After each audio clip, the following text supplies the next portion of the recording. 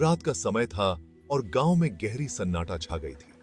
भूतिया हवेली जो गांव के किनारे पर खड़ी थी, अंधेरे में और भी डरावनी लग रही थी। कई वर्षों से इस हवेली के बारे में कहा जाता था कि यहां एक बुरी आत्मा निवास करती है। एक बुरी की सुहोपोमिय सांबा का था।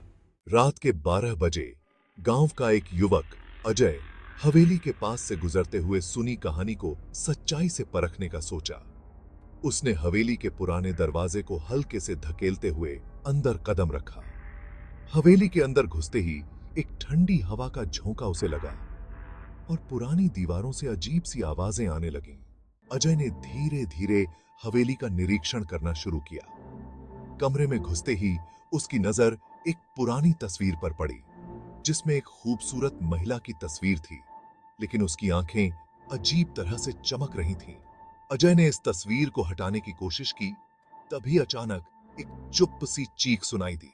अजय ने चौकसी से देखा कि कमरे का दरवाजा धीरे धीरे बंद हो रहा था। उसने तेजी से दरवाजे को खोलने की कोशिश की, लेकिन दरवाजा जैसे किसी अदृश्य बल से जकड़ा हुआ था। उसके दिल की धड़कन तेज हो गई। तभी वह महिला की आत्मा अचानक सामने आई, जो खून से सनी हुई और उसकी आंखों में गुस्सा था। महिला की आत्मा ने अजय को बताया कि वह कई सालों पहले इस हवेली में एक अमीर व्यापारी की पत्नी थी, जिसे उसके पति ने धोखा देकर हवेली में ही बंद कर दिया था।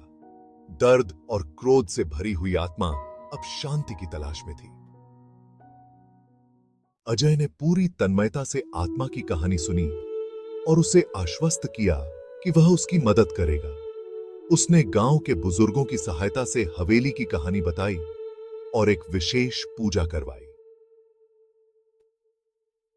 पूजा के बाद हवेली का वातावरण बदल गया और आत्मा को शांति मिल गई। अजय ने अपनी जान की रक्षा की और हवेली को एक नई शुरुआत दी।